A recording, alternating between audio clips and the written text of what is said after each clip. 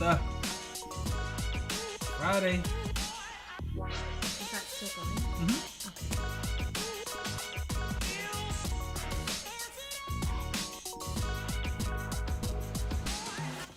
All right. Hey. It is Friday. Beautiful day here in Ontario. Yeah, it's really nice today. Yeah, really nice. And so we're happy to join you. Yes. Thank you for tuning in and for watching, whether it's live or rebroadcasting. Welcome to you on Facebook. Welcome to y'all in. What's up, Benny? Good to see you. And congratulations, my man. Hi, Benny. My name's Liz, My name's Orlando. and we're just bringing some courage for the day. We actually wanted to talk to you about, and for those of you who maybe have kids, and there's like a specific child that you have in your family that Special. is is more work maybe than some of your other children are, and they're a bit challenging. I come from a family where there was two of us, and I think I can say this without being biased, but I think it was my brother he was good. He's a pretty good guy, but I think he was the one that was more problematic than I was. I don't know. In your family, who was the more challenging?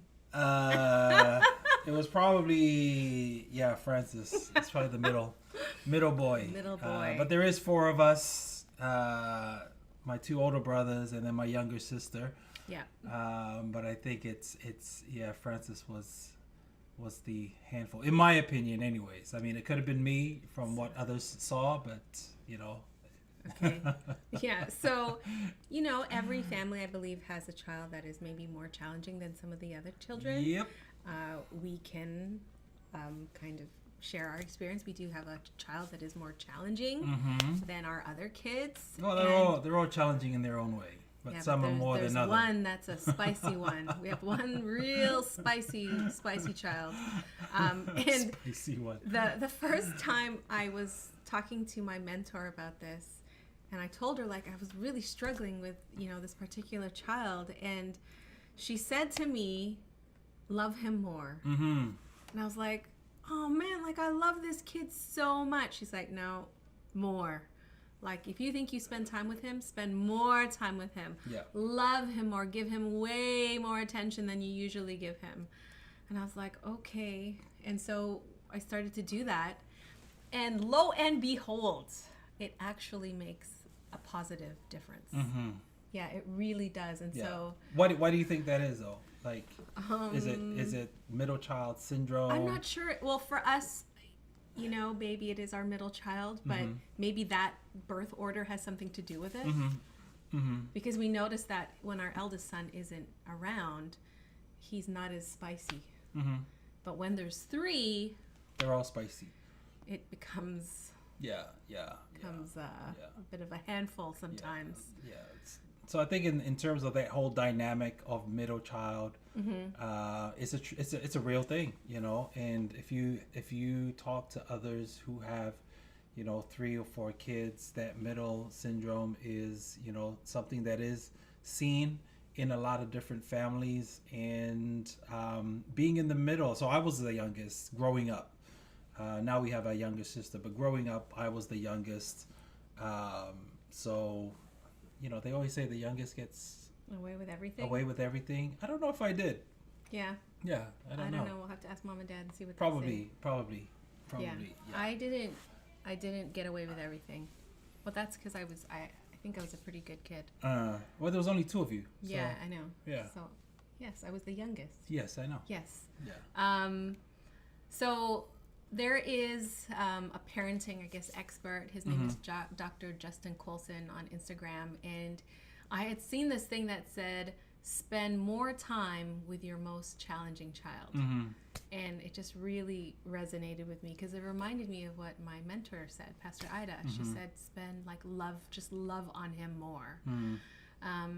And I think you were going to share something from the Bible. Yeah. So the 2 verses that I want to share with us is Ephesians chapter 6:4 and Colossians 3:21. Ephesians says this: Fathers, do not provoke your children to anger, but bring them up in the discipline and instruction of the Lord. Colossians 3:21 echoes the same thing, where it says, "Fathers, do not provoke your children, lest they become discouraged." Now, when you look inside different commentaries, they all pretty much say the same thing, that because it was a patriarchal society, it is targeted to fathers. But it is, in that culture, it was actually targeted to both parents. Yeah. So to mothers and to fathers. And this, definitely, refers to both. Yeah. You know. And I think as parents, we can exasperate our children. Clean your room. Or we go back Do the in dishes. every 2 minutes to Pick check up if after it's been you. done. Yeah, and it's just Yeah, a lot yeah. of do this, do this, do this. And sometimes we expect our children to do the things the way we would do them. Which Yes. is not, the way I clean is going to be very different than the way, a 12-year-old cleans. And so to constantly be on them, it can get really, really exasperating for them. Yes, but I need them to make an effort, though. Yeah. Mm-hmm. Yes, they need to, when you catch your kids cleaning Yes. and it's real weak stuff, it's man, you have to redo that whole thing over again. So we always preface, if you don't do it right, Yeah. then you're going to have to do it over again. Yeah, yeah. And Yes. this whole understanding of provoke, and it comes in both verses, where it's likened unto a fire, where it starts small, but then the provoking is adding wood to the fire. So then it becomes very, very strong. It becomes very big. And obviously this is something that is internal.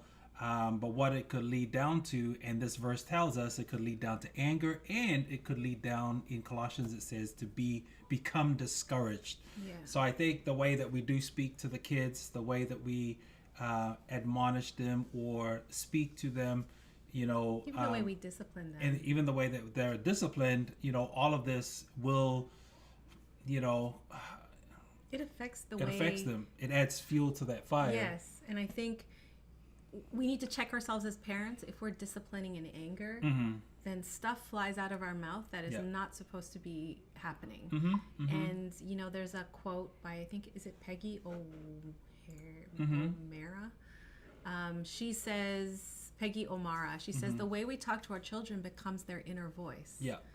So if we're like, oh, you're so lazy, you're so dumb, or whatever it is, the way we say that to our kids, they internalize that.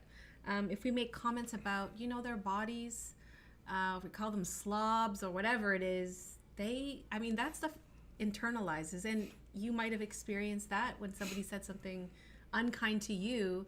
Man, those words stay with you. I still remember some of the things that, not my parents, but other people had said to me as a child. And I'm 42. I still remember it. Yeah. And each child is different. So the way that you speak and mold each child is going to be different, because they're going to receive it in different ways too. And so just being able to understand that when we do talk to our kids, with the tone, with the voice, with the stance, and is it building them up, or is it tearing them down?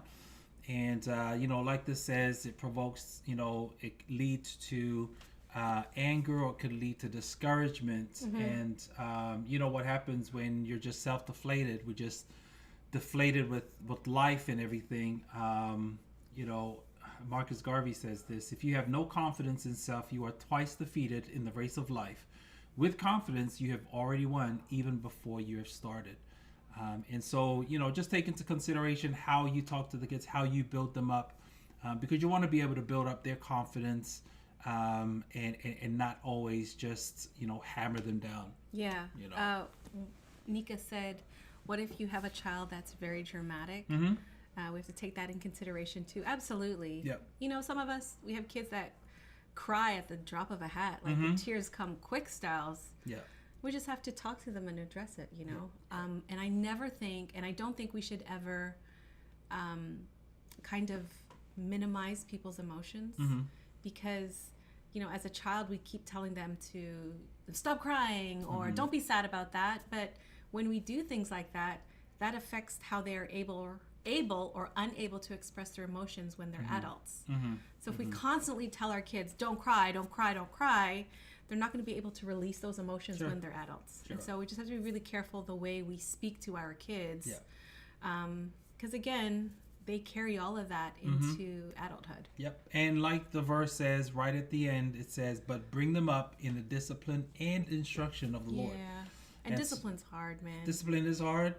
Instruction, your, positive and admonishing, rebuking, training, and correction. All of these things, it's not just positive, but there Yeah. are, what's the other side, of what is happening in the person's life. And so you got to balance those things. And, but in the end, everything has to be, to lift them up, to build them up. And, so they can, live the way that God wants them to live. Absolutely. Yep. Use your teachable moments wherever they may be. So the one practical thing we're gonna share with you today is if you have a difficult child, we're gonna say to increase the time that you spend with them for 30 minutes extra. So Yeah. even though you spend like enough time with your kid, increase it to an extra 30 minutes. Hopefully it's just one-on-one time, even Yes. if you have more than one child, and just pour into them, even if it's if you think, could I possibly do any more? Do an extra 30 minutes. Just with that kid alone. Yeah, it makes all the difference. Yes. We have seen it. So please, if this is something that you're willing to do, or if you've experienced this in your own kids, please leave a comment below and just let us know if it's worked for you. Yeah. So Yeah. we hope that you have a great weekend. It's beautiful out there wherever you are. If you're tuning in from the South Pacific, then it is winter time. Bundle up, keep warm, and we hope to see you again next week. Yeah, but if you're Ontario, go run in the sprinkler. Absolutely. There you go. All right, everyone. Take care. God bless.